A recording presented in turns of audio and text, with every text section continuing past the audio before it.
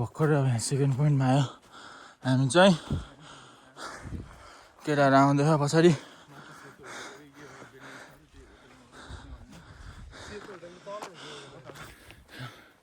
कहाँ जाने थाहा छैन फेरि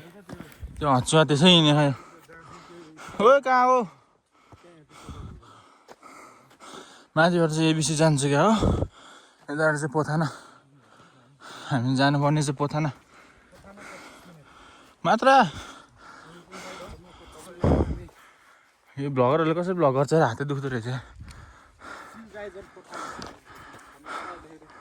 ल गाइस यहाँबाट लान्द्रुक चाहिँ 4.5 घन्टा हाम्रो लागि 5 घन्टा पोथाना अब कति रे दोस्त 1 घन्टा हाम्रो लागि